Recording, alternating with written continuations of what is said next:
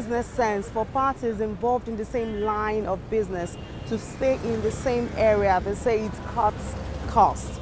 But road users and businesses in Apapa area say this aim is almost defeated from their experience. If you are now going to Pt.2 from here now, there's just no way you can go to Pt.2 without climbing, go on top of bike. No way. From morning till night, 24 hours, that's the way the road is. From here to Pt.2 is 400 naira. While if you take commercial vehicle from here to Pt.2 is only 100 naira. See the difference, about 400%. Companies operating in the area have their own share. Today, the traffic gridlock is like a monster. It's a risk to lives and it's really destroying businesses all over the Apapa axis. Today, I mean, you are able to load just like a third of what you can actually deliver because the roads are blocked. And sometimes you find even heavy trucks driving against traffic, endangering lives, endangering property, and then bringing so much, destruction to human health. Those are the issues we go through today. To solve a problem, the cause of the issue must be in the light. Stakeholders have taken a look at this issue, including the governor of the state, Akinwumi Ambode. As part of his first activity in office, the governor visited some renowned traffic sites, and Apapa was top on the list. The gridlock in Apapa is multifaceted. We have examined things that relate to activities of trailer drivers and also tanker drivers. It is totally unacceptable that we'll be having tankers and trailers on our bridges.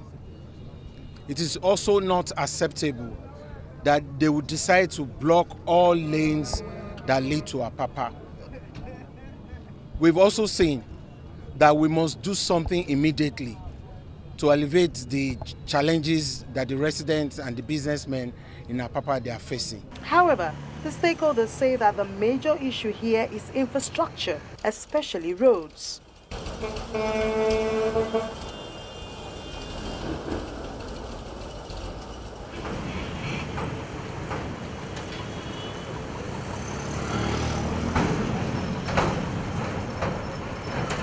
Because you have, potholes that you can even swallow up a trailer on the road leading to Apapa. What do you expect? And that's why you have all these trailers flipping over now and then and killing people, and all of that, and causing so much congestion, traffic. It's such a nightmare coming in and into Apapa, because sometimes you could be on that bridge leading to Apapa, you could be there for 3 hours before you get done. I know government has made some efforts, especially in addressing the challenge within that area. But if you ask me, I'd like to say there's still more to be done. The road network around that area needs to be, put in good shape. There is a major road failure in some of the spots around the Tinkan axis. I tell you, some cars cannot pass through some of those areas. And when you imagine trucks, heavy laden trucks, containerized, a number of times they will fall down. And that's the issue that we find there. Then there's the activities of the different parties operating in the area. For instance, from the perspective of the manufacturers, terminal operators have a share of the blame. The terminal operators within the ports, their facilities need to be up and running 24 hours. I mean, we have situations where trailers are packed. They cannot even go in because some facilities are not on. Some terminal operators have not commenced operation, and so they can't even go in. So I think government must insist that all facilities required for an efficient, port operation must be provided by these terminal operators.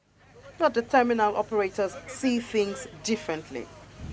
The traffic situation in Apapa was never like this until 2 years ago.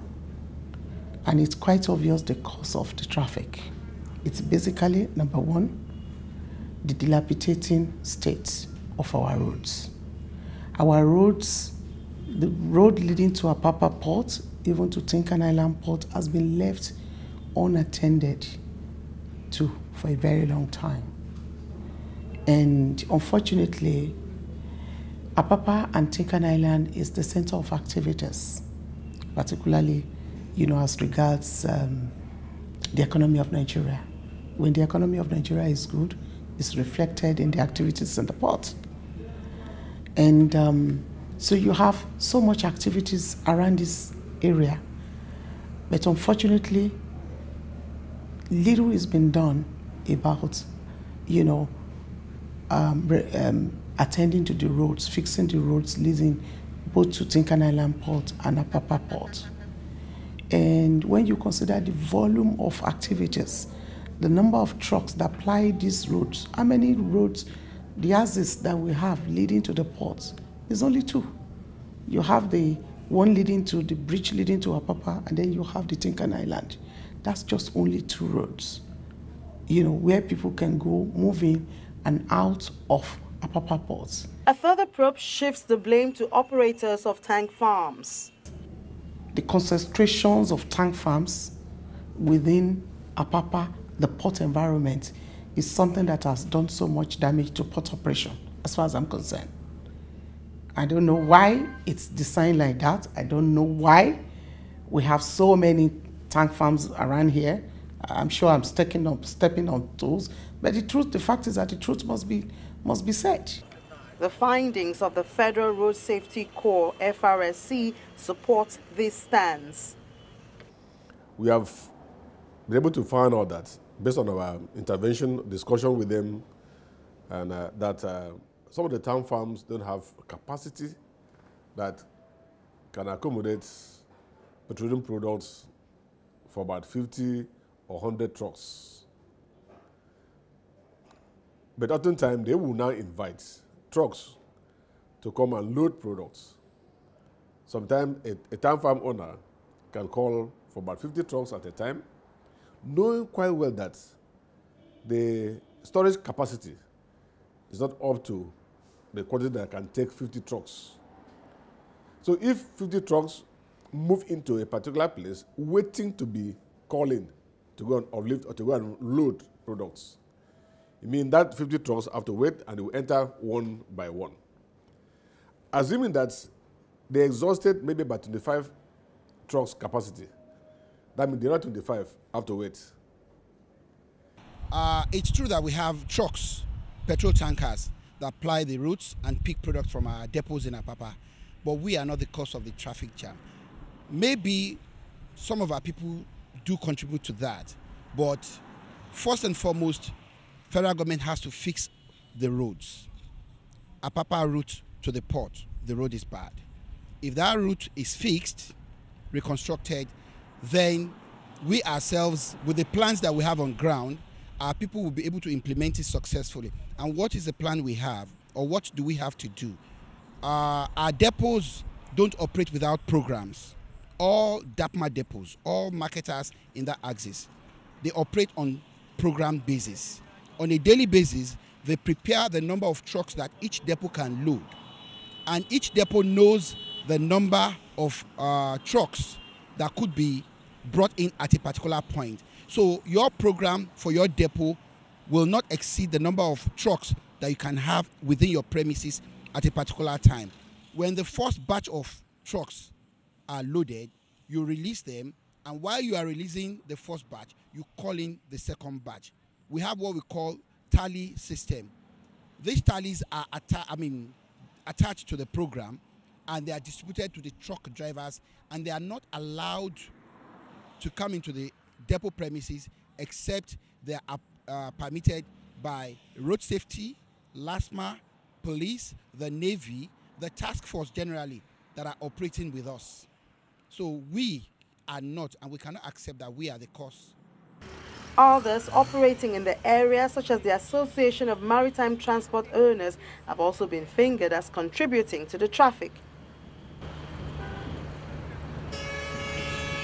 Stakeholders have also turned their attention to the spillover of activities in the port as another contributing factor to the traffic menace.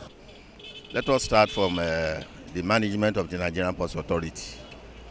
They are the one that is causing the problem, because all the places that you see all these trucks parking inside the port had been sold out to consignors.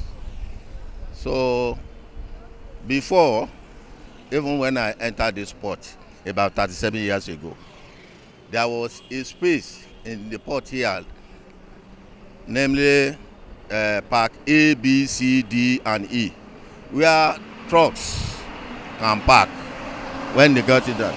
If you can see all these trucks outside by my left here now, lining up from the port to Ijora here. So there is no chance for them to park when they enter the port. It's an indication that the economy is growing. That's what you should realize. And don't forget, if we match this against when these ports were built, you will find out that the ports were built based on some regression analysis that have been exceeded. And this is why the capacity of the port is now higher than or lower than the throughput, the cargo throughput going through it. And yes, we are happy the economy is growing, but then it is an indication that there is change in transport demand, change that will have to call for maybe port development, which we are addressing now. You realize that we have two ports we want to develop now, one in Lekki and the other in Akwa Ibom. These are all how we can mop up excesses as against the capacity on which these ports we are using now were built. Secondly, don't forget, these ports don't have room for expansion because they are built, they started when you had other concerns that are not port concerns but are maritime related, having their own infrastructure, the whole place. Look at Creek Road, look at Wharf Road, for instance. These are all industrialized areas with banks, flour mills and things. And each of these entities generate their own traffic.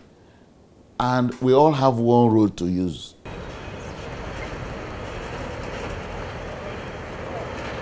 Others operating in the area, such as the Nigerian Association of Road Transport Owners, NATO, have also been fingered as contributing to the traffic.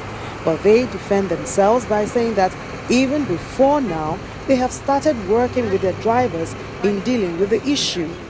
We have some of our men on the road who always maintain peace, especially with the drivers. And we have been having seminars with our drivers so that they can behave well. So none of our drivers, you cannot see them by now being rudely either dressed or causing confusion on the road again now, because we have series of meetings with them, and each association that are working in the port, that is the Joint Council of Seaport Truckers, we met and we discussed seriously on the behavior of our drivers, and we have been going from one garages to the other to train our drivers.